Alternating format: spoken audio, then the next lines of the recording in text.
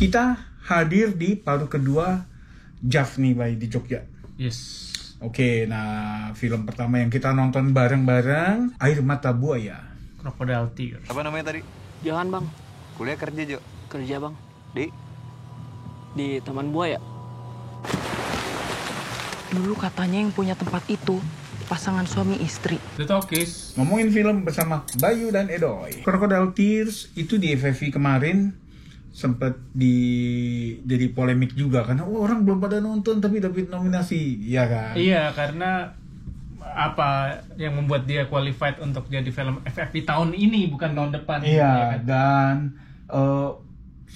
dia dapat 5 nominasi dan 5-5-nya major, film, sutradara, skenario, pemeran 2, aktris utama, aktris pendukung, gitu. Dan setelah kita nonton, menurut lo gimana? Ya itu kan emang membuat kita jadi penasaran banget dan film itu udah pasti berkualitas gitu ya. Dan memang pada saat ini jadi line up JAF menjadi salah satu target film yang kita pengen nonton kan. Hot tickets juga ya. Hot tickets gitu. Sebetulnya Crocodile Tears ini kan debut layar lebar Tumpal Tampu Bolon sebagai sutradara. Dia udah mencetak prestasi waktu Laut Memanggil, menang di Busan, Bay, tahun 2021. Oke, film pendek gitu ya. Film pendek, dan di FFI menang juga. Film Jadi pendek. ketika Penyalin Cahaya Best Picture, dia Best Short Movie, film pendek terbaik. Nah, Crocodile Tears ini sebetulnya hampir bisa dibilang chamber movie, cuma tempatnya nggak di satu lokasi sih ya. Chamber movie itu karena Taman Buaya. Karena pemerannya sebetulnya praktis cuma 3. Iya. Gitu. Jadi ada si Johan, Yusuf Mardika, ada mamanya Marisa Anita, dan satu lagi Arumi Zulfa Maharani. Oke. Premis singkatnya gimana, Bay? Jadi ceritanya adalah ini ada satu taman buaya yang memang sebetulnya nggak terawat amat gitu ya. Jadi si Johan ini kerja di sana. Ini milik pribadi ya, karena dia milik pribadi karena hatching the eggs juga tuh. Jadi milik keluarganya Johan ya. Mamanya sama dia terlihat bekerja di sana lah gitu. Nah, si Johan ini bertugas mempromosikan juga. Jadi dia bagiin flyer ke daerah sekitar situ ya, ke sekolah-sekolah. Nah, pada saat dia bagian flyer ini dia ketemulah sama si Arumi ini. Arumi ini ternyata orang baru karena kan kalau orang sekitar situ udah tahu tempat buaya itu apa gitu. Akhirnya kenalan lah. Si Johan ini memang naif banget ya, Mas Boy gitu, kayak yang dilindungi banget sama ibunya. Jadi memang dia nggak punya pengalaman apa-apa, apalagi berhadapan dengan lawan jenis gitu. Nah, si Johan ini memberikan impresi pertama yang bagus untuk si Arumi, karena Arumi pada saat itu rantainya putus kan, dia butuh pertolongan rantai sepedanya. Si Johan ini ya dengan senang hatinya, dia punya motor ya, punya motor, menolong Arumi sehingga Arumi terkesan akan hal itu, sehingga singkat kata dekatlah mereka gitu. Si Arumi datang ke Taman Buaya untuk nonton show-nya.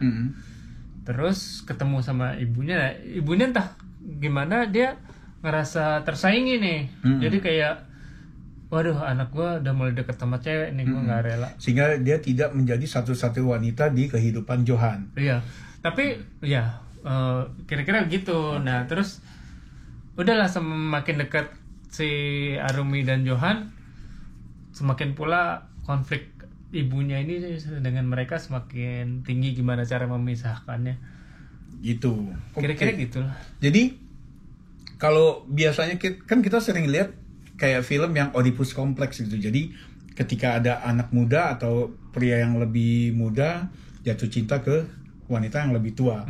Nah, ini kebalik nih. Jadi si mamanya ini nyaris melindungi anaknya ya, si Johan, nyaris seperti incest nih, Bay ya. Karena ada sentuhan-sentuhan, raban-raban, tidur bareng, pelukan gitu kan ya. Malah pada saat ada adegan dia dicium-ciumin mukanya sama si mamanya. kayak sama mamanya gitu, kayak gemes gitu. Padahal udah dewasa. Udah dewasa dia. Nah, jadi kayak gitu. Orang mungkin bisa ngeliat itu kayak mamanya overprotective atau posesif.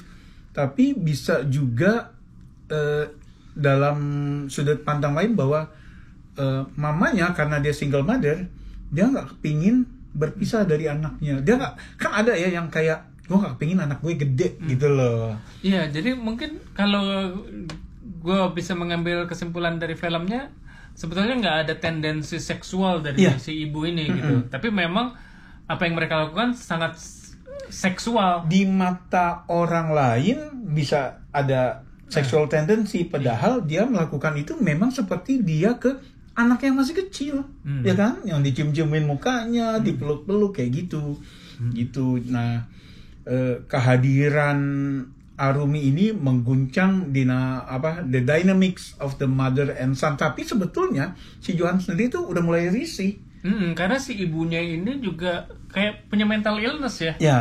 Jadi kayak dia berbicara dengan si buaya putih. Di situ ada buaya putih yang besar, yang si ibunya tuh sayang banget. Yang akhirnya along the way kita tahu bahwa itu dianggap sebagai itu ada revelationnya. Kita nggak mau nanti takut spoiler, tapi yang jelas tidak ada yang, kalau menurut gue nggak ada yang ambigu, semua jelas ya. Begitu pas di ending, walaupun kelihatannya kayak absurd, semua jelas kejawab gitu. Nah, kalau kesan gue nih Bay ya, jadi kesan ini kebetulan single mother, tapi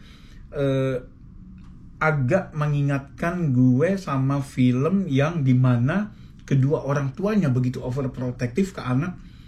Protektifnya tuh kayak bener-bener di luar nalar. Yaitu film Dogtooth, Yorgos ya. Jadi yang dia ceritakan anaknya kalau lu keluar pagar tuh di sana tuh nggak aman, ini segala macam gitu ya. Mungkin maksudnya baik, cuman ya, maksudnya baik, tapi jadi kayak lu di mana sih sebetulnya batasan kasih sayang ke anak gitu ya, mempertanyakan itu ya. Nah ini juga gitu sebetulnya gitu. Tapi dengan skenario dan penyutradaran aktingnya tuh nggak yang aneh-aneh banget gitu ya. Jadi terasa distinctnya bahwa Crocodile Tears tuh ya punya, bisa berdiri sendiri gitu. Lo gimana? Ya bagi gue memang ini film pantas dapat nominasi kemarin. Dan semua lininya, penyutradaraan, skenario maupun dua pemerannya menurut gue sangat layak dapat nominasi. Plus si Ucup ya sebagai Johan ya, karena dia kayak gini loh, yang di satu sisi dia juga sayang sama ibunya, tapi balasan sayang ibunya membuat dia risih. Di sisi lain dia nggak bisa menutupi bahwa dirinya tuh udah remaja beranjak dewasa yang bisa jatuh cinta, bisa punya hasrat sendiri gitu kan. Dan dia memang butuh untuk mengenal dunia lebih luas daripada area taman buaya itu, penangkar buaya itu gitu loh. Iya. Nah, dialog dia sebenarnya nggak terlalu banyak dan dia banyak bermain emosi ya, ekspresinya gitu loh. Iya. Jadi cakep banget Ucup di sini. Iya dia. Nah, lo bilang Ucup, gue juga terkesan. Marisa Anita juga, waduh, total sih di sini gitu. Jadi dia benar-benar ini menunjukin, kita percaya bahwa dia ibu yang sangat protektif terhadap anaknya. Gimana dia nggak suka sama calon menantunya. Terus ada adegan-adegan juga yang horor serem itu. Iya, itu di medsos sudah banyak sebutin, lu kapan lagi ngelihat Marisa Anita kemasukan buaya gitu itu kan. Bener-bener. Itu jadi kita sering nonton film horor dan gue mungkin beberapa kali di video sebelumnya udah sering membahas tentang kesurupan. Ini salah satu adegan kesurupan yang terbaik yang pernah gue lihat. Believable ya. Satu, serem. Dua, ya begitu kenyataannya kalau kita ngeliat orang kesurupan ya kayak gitu, nggak berubah make upnya jadi hantu gitu. Dan yang mungkin senjata rahasianya adalah Muhammad Khan, yang ternyata kita baru dikasih tahu kemarin dia jadi koreografer gerakan ketika kesurupan. Oh iya. Dia kan basicnya penari kan. Iya.